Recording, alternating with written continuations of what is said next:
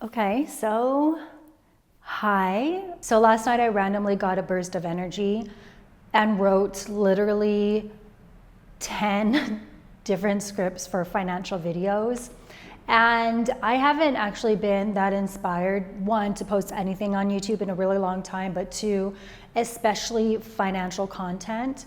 So, I mean, you guys have noticed it through all your comments, but before I start uploading again financial content, I guess I feel like I owe y'all an explanation as to where I have been and where that content has been. I feel like I have been traumatized by my financial decision of buying a house, and it completely ruined my confidence in my decision making. And that sounds insane for multiple reasons, because you don't really think buying a house will destroy your confidence.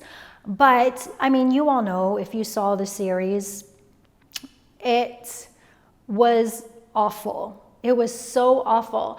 And the only reason, if we're being honest, the only reason why I bought a house is because technically that's the next thing you're supposed to do, right? That's the American dream. That's once you're financially stable, once you're debt free, once you're married, once you have a fully funded emergency fund, what else left is there for you to do?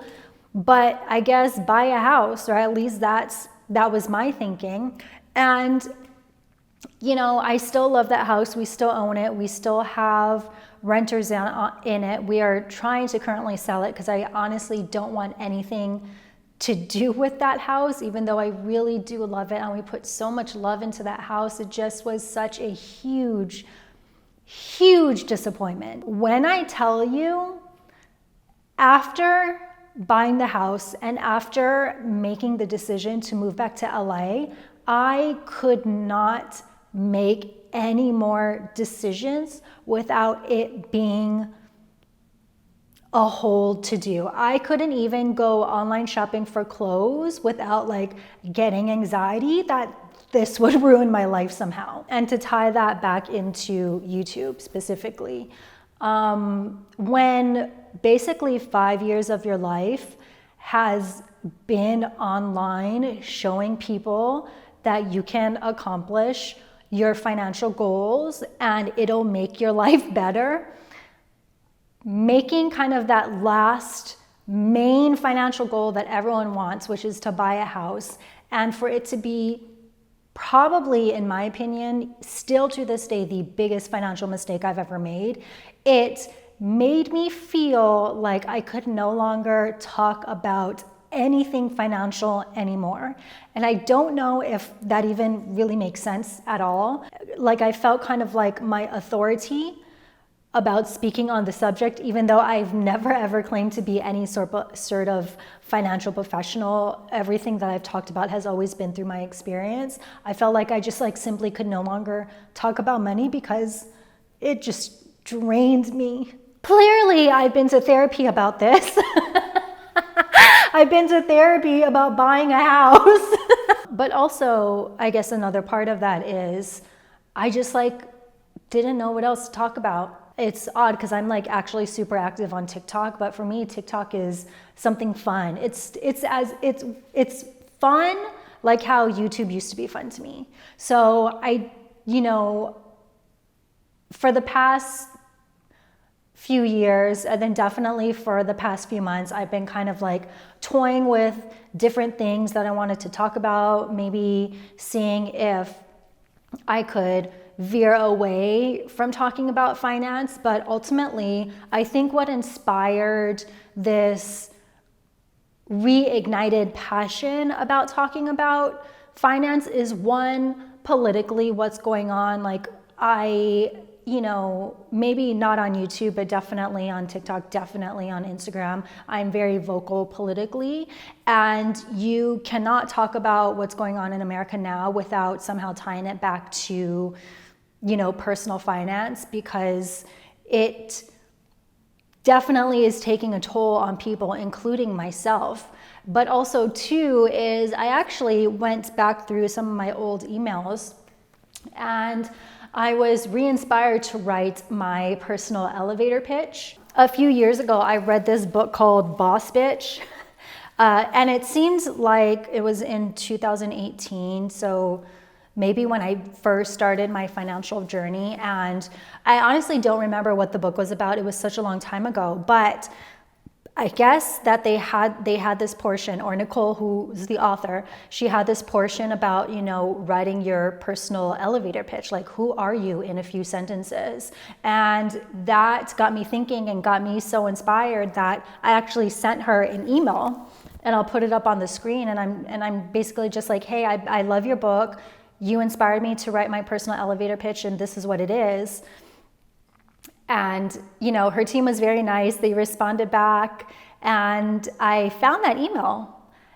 And then it inspired me to really think about my personal elevator pitch current day. So 7 years later, so I took the time yesterday to rewrite my elevator pitch.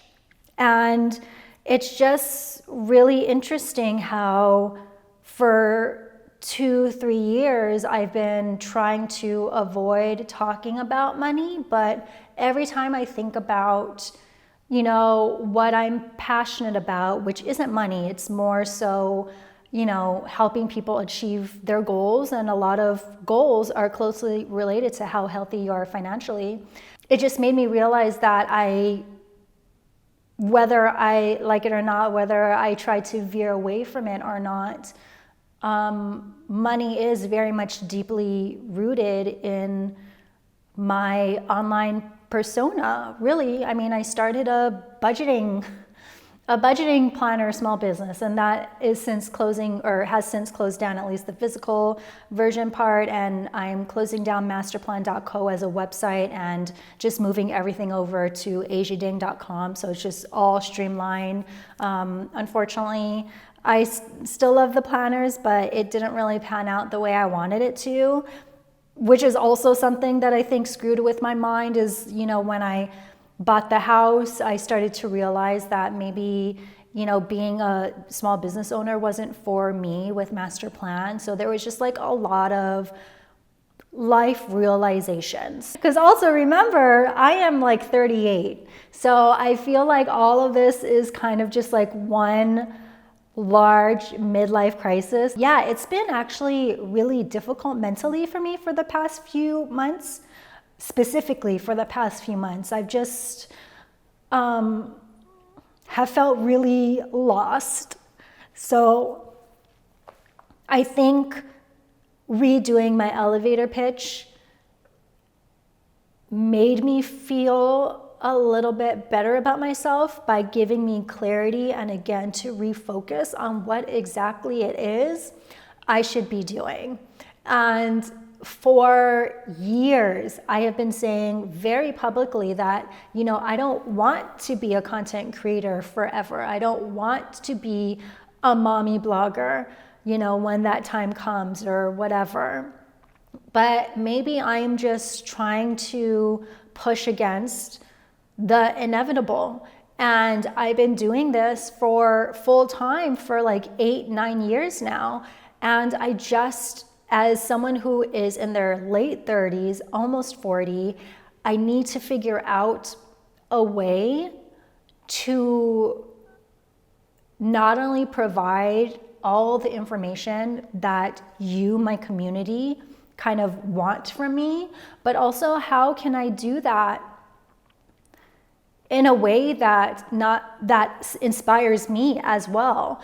And, you know, I'm going to talk about this in a later video, but I haven't been actively working for a few months. Actually, 4 months, work has been really, really difficult for me, but it has allowed me to tap back into my creative side.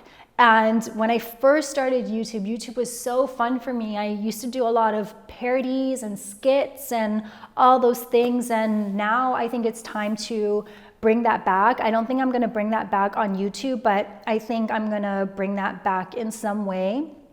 on, short form, just because it's a lot now. Before it was just YouTube.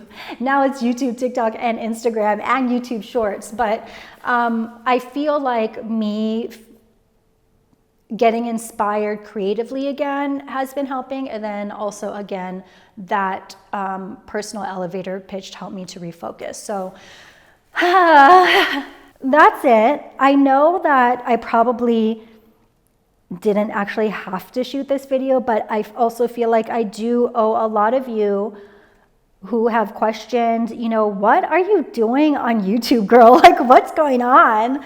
I feel like I owe you an explanation, but that is that. Tentatively, I have a clear focus on what I want this channel to be.